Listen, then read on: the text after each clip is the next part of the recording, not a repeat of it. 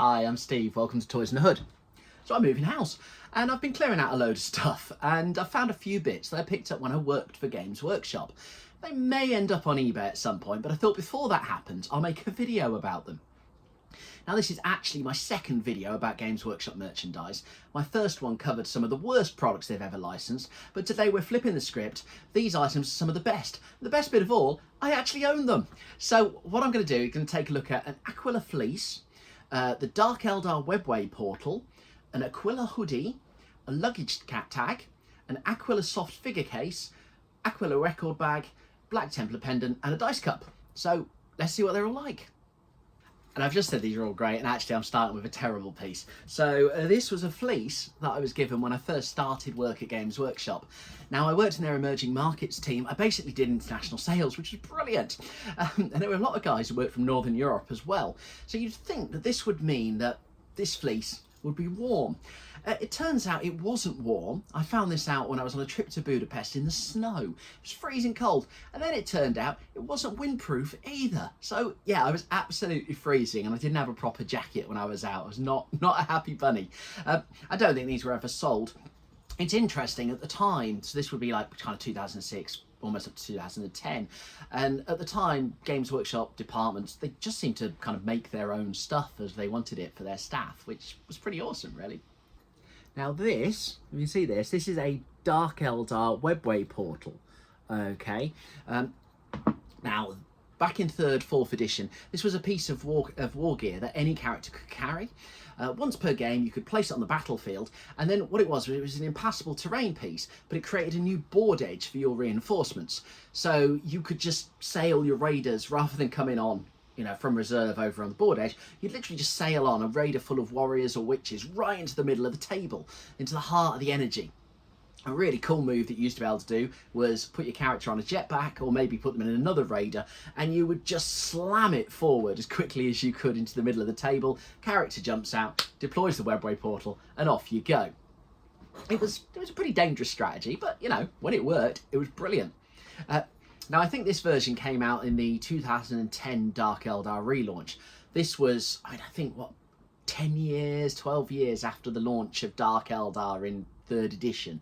They did this massive relaunch of the codex, which was great. It's actually the same year that I won the Throne of Skulls tournament with these Dark Eldar, although Games Workshop took it away. It's a very long story. There's another video on my YouTube channel you can see.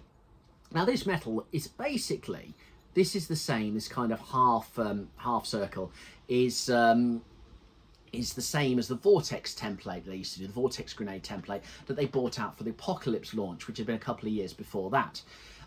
It's really similar style. I really like it. It's really simple, but it's got this lovely, you know, it's 3D, it sits on the table. Unlike a lot of accessories like tokens and things, this is, you know, this is a token, it is a template, but it has a presence on the board. It feels like it should be there. Pretty neat. Next up, there's the Aquila hoodie, which I'm wearing, which explains why I'm wearing this for this video on such a hot sunny day. But it's lovely, it's thick, it's a quality product. You've got an Aquila there, and then if I turn around, you can see the Aquila on the back. There's no text or anything like that, so goes with it. We got the chance to order this when I was at Workshop. I think it was Black Library did it. And it was one of the perks of working for Games Workshop at the time, was you'd get the staff order forms going out once a month, especially from Black Library, kind of like, oh, do you want this new stuff? Yes, I do. And it was great. And in this case, this was something that never actually got released to the public. I think after they took the initial order and did the initial run, there was some sort of internal drama.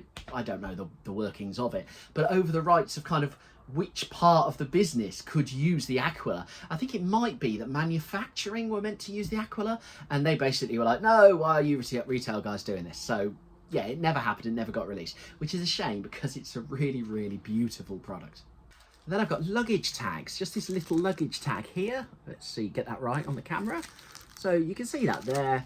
You basically still in the wrapper. This came out again when I was in sales. The stores would be able to buy a jar of something like 20 of these. And they sold for a couple of quid each. Quite a nice little accessory. The idea being they go on your figure case. I certainly wouldn't recommend putting them in your actual luggage case in case you get pulled out by customs as being some sort of Nazi.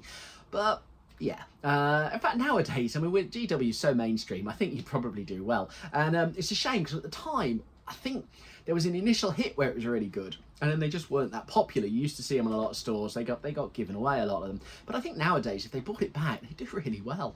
Okay, let's see if I can show you this properly. This is an Aquila figure case. Right, so this was a staff gift at some point. I think actually before my time, I got given it by someone.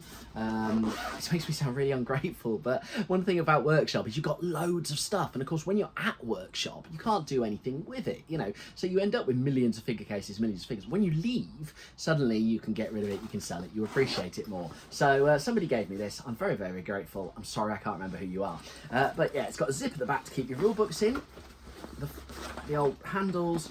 Now I haven't got the foam for this, but the idea is that the no, I don't have an example to hand, but the you get the kind of the foam that used to be in all the figure cases where the individual figures go in. You'd be able to get 2 lots of 108, so you'd be able to get 216 figures in that case. It wasn't widely released. I think it was, like I say, staff present. They maybe sold a couple in Warhammer World at one point. I suppose I can see that the soft cover doesn't really offer the same protection that those solid plastic cases do. But still, it's a really, really neat piece. And then we have an Aquila record bag. This one's a bag with a plate on it. The quality, I mean, it's a pretty straightforward bag. I say the plate has just been added on. Sadly, the quality of this isn't the best. You can see, I say it's not the best. You know what? This is like 20 years old. It's done pretty well. It's probably the most useful piece of Games Workshop merch I've actually ever had. You can see, sadly, the chrome has come off the plate there, but this is an embossed Aquila there. It's still kind of cool. And then I've got some smaller stuff. So this is a Black Templar badge. These are pewter badges. They were licensed by Games Workshop. They were made by Bulldog Buckles in the late 90s. You used to see adverts in the back of White Dwarf and some other places. In fact, when Warhammer World itself kind of properly opened up and you could go there, they used to have a little rack where you could see them for sale. And they produced loads of these. They did the Aquila, they did Inquisition symbols, they did Imperial Guard, they did dog tags, key rings, and these bootlace necklaces. They were sold in store. They were great quality. When Bulldog went under, Games Workshop apparently bought all their moulds and leftover stock. And in fact, they used the Aquila design on the very first metal Thunderhawk gunship model. Now, I had loads of these back in the day. When John Stallard, one of Games Workshop's big names, he left around 2008 and he went and joined, well, he formed Warlord Games, where I used to work for him, in fact. And one of the things was he'd also acquired lots of stuff. So when he left Games Workshop, he just cleared out his office and he basically said to any of us, just like, take anything you wanted. So I picked up a few of these, and then some really, really nice prints as well. And then I've got a dice cup. Now, I've no idea where this comes from originally. You can see this. Now, from what I've just said about the Bulldog Buckles and Workshop ending up with all the moulds, I think this might be where some of them ended up. Now, this was given to me by one of the guys, one of the old guard at Games Workshop. I basically played a game of 40k with him, beat him, and he kind of gave me this. It's just a lovely, now it's resin at the bottom there, so it's not pewter. All of these symbols, now I think these are from the old Bulldog Buckles range, but they've just been put on a mug. But I don't think this is a Bulldog Buckles one. I think maybe that this was very early Forge World, but it does kind of confuse me a bit because it is painted. Now, the early Forge World stuff was always resin. So I don't remember this being one of them. But I also have never seen it in a Bulldog Buckles catalogue. So if you know anything about this, please shout up in the comments and let us know. I think it's a really interesting piece. It's really, really nice. So thank you for watching. If you know anything about these items, you know, that I've missed off, please let me know. If you've got some of your own weird and wonderful Games Workshop merch, please shout up in the comments as well. I'd love to hear about it. Finding all this stuff really kind of, I don't know, really kind of hit a nerve, you know, got me quite excited again.